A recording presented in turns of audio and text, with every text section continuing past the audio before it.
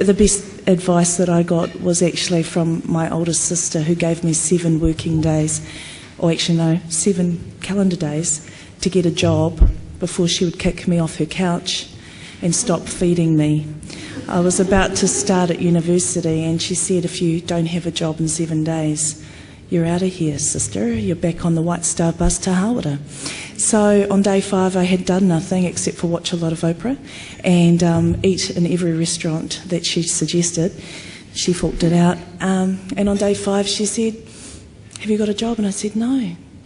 She said, right, let's get the CV going. She helped me with the CV. The next day was, have you got a job? And I said, no.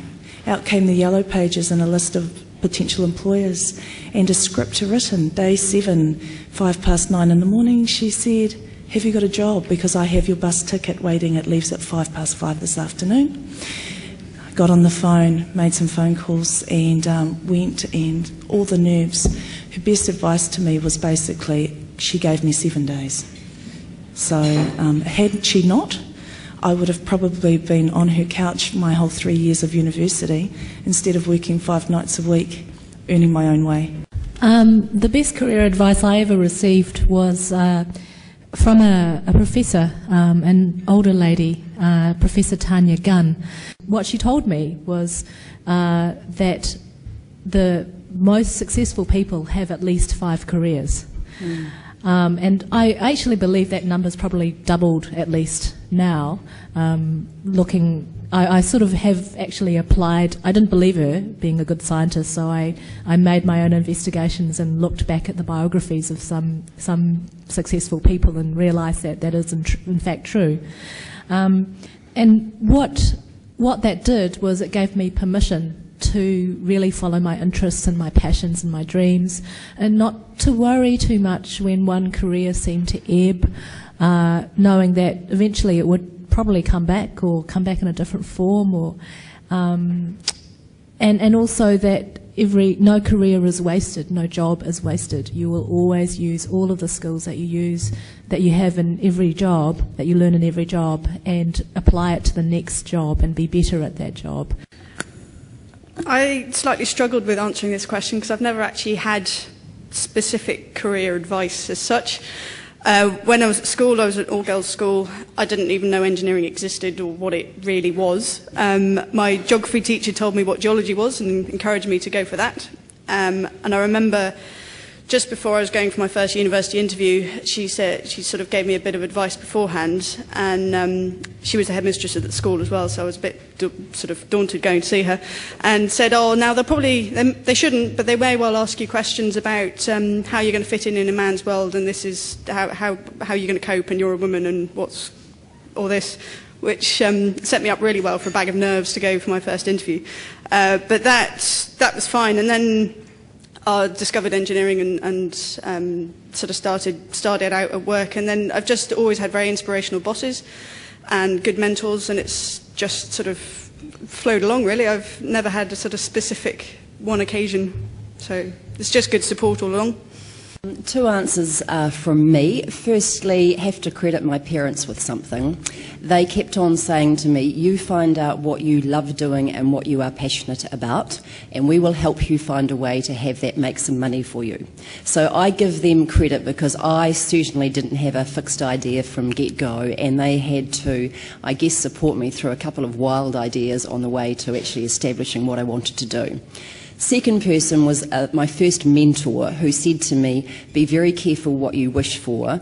You want to go right to the top. What you need to know from get-go is that that comes with a huge amount of sacrifice. And please do not work that out down the track. You have to now know what you're prepared to give up in order to get this.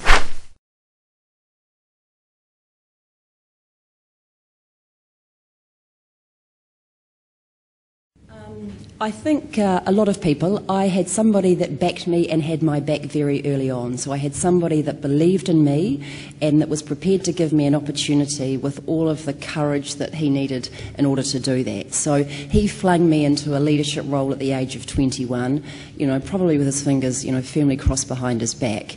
And he was fantastic. And he always encouraged me to understand that rather than working out exactly what the track is in terms of progress path, just just understand that the prize for doing a good job will always be a bigger job. And as long as you do that, we will ensure that you've got runway in front of you.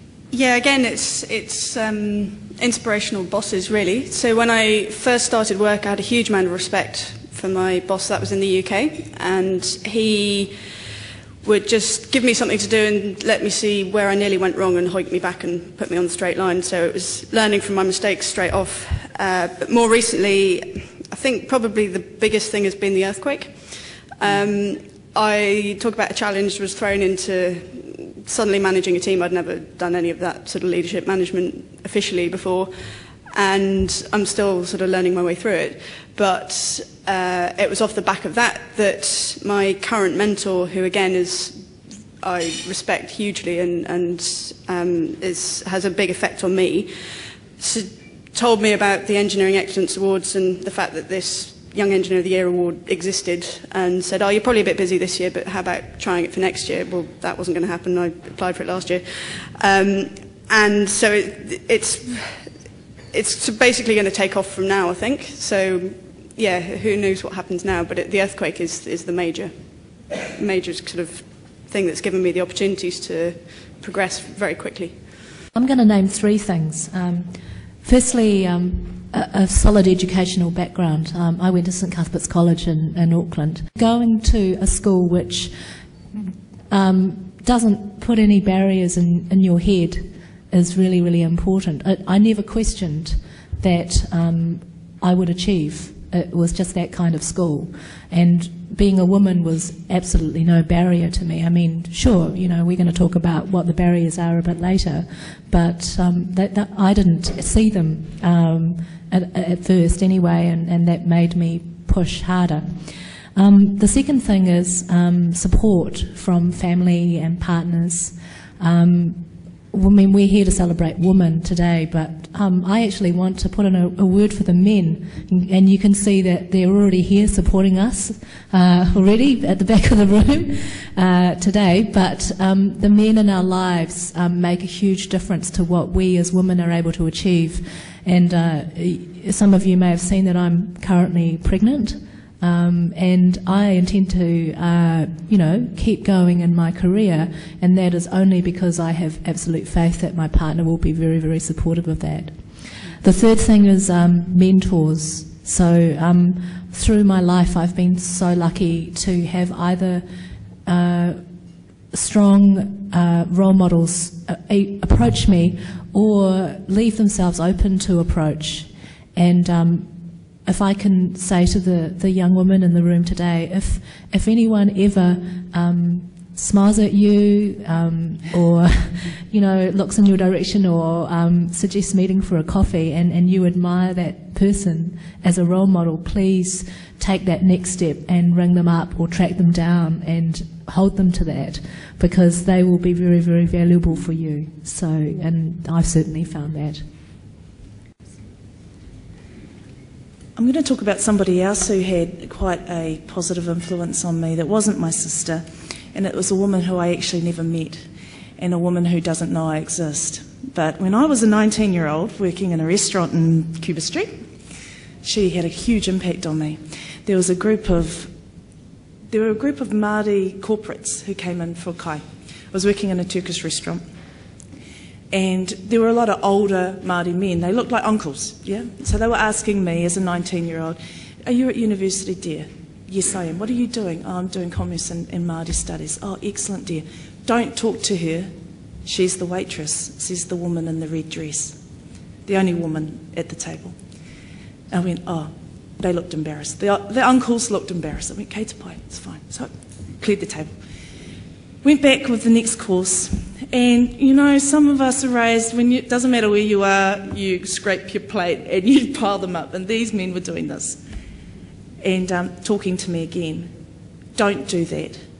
That's her job. Why are you talking to her? She's just the waitress." And I looked at this amazingly dressed woman, impeccable clothing, cardinal red suit, Māori woman, And I thought, wow, okay. And they were embarrassed. The people at her table were absolutely embarrassed. And I said, "Kei te pai, It's okay. I picked up the plates and started walking to the kitchen, and I stopped for a minute, took a deep breath, and I just smiled. Went into the kitchen, put the plates down, and I went, what a gift I have just been given. I will never be her. I will never be that woman. I will never chop down another woman's ladder. And so what I'm sharing that with you is that you guys, most of you are at the top of the ladder you're currently on, going to another ladder, because we've got plenty of ladders in our lives. And that would be the message, the take-home message I'd love to give to you is don't ever be that woman in red. Don't ever look for the woman. Look for these young women and think about what you can do to help her, because that woman may one day be the person you're applying for a job. I look forward to meeting that woman one day. Bless. But that was fantastic advice and someone who absolutely had a positive impact.